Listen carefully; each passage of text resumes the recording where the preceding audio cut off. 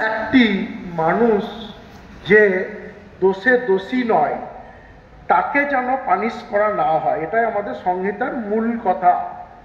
কিন্তু আমাদের বিভাগে পোস্টাল ডিপার্টমেন্টে এমন সুন্দর সিস্টেম করা আছে, এখানে যে দোষী সে পালিয়ে যায় বাংলাদেশে বা কোথাও চুরি করে, আর যারা জানে না, যারা দোষী নয়, তাদেরকে সাবসিডিয়ারি অফেন্ডার করে তাদের কাছ থেকে রিকভারি করা হয় যত টাকা ফ্রড, যেটা আমাদের ভারতের আইন বা ন্যায় সংহিতার উল্টো চিত্র। আমার মনে হয়েছিল এটা প্রতিবাদ করার দরকার, আর তার জন্য আমি লড়াই করছি। আমি ডিফেন্স কাউন্সিল হিসাবে পোস্টাল ডিপার্টমেন্টে কাজ করি। যাদের পোস্টালে কোয়াসি জুডিশিয়াল বোর্ড হয়, কোনো এমপ্লয়ির কোনো যখন বিচার হয়, সেই বিচারে তার লয়ার হয়ে ডিফেন্স লয়ার হিসাবে আমি কাজ করি। সেই যে আশাটা সেটা পূর্ণ করছি দুধের স্বাদ দয়ে মিটিয়ে ডিফেন্স লয়ার হিসাবে।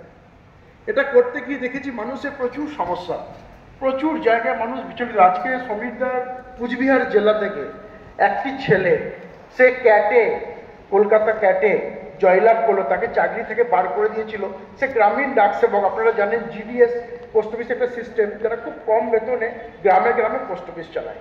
সামান্য একটু কাজের ভুলের জন্য, মাত্র 18,000 টাকা চুরির জন্য তাকে বিভাগ মানে অযাচিতভাবে, অন্যায়ভাবে তাকে বিভাগ চাকরি থেকে সরিয়ে দিয়েছিল।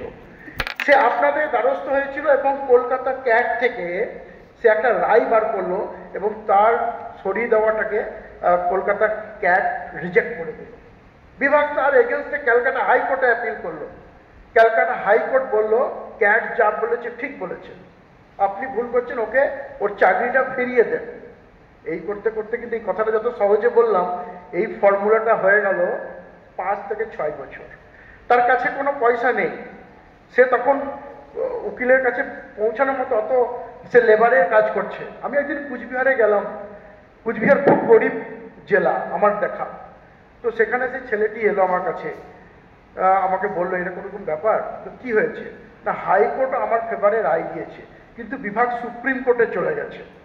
আমার ক্ষমতা নাই সুপ্রিম কোর্টে যাওয়ার, এসএলপি ফাইল করেছে। আমি অবাক হয়ে গেলাম যে এরকম একটা ছোট্ট এমপ্লয়ির জন্য সুপ্রিম কোর্ট।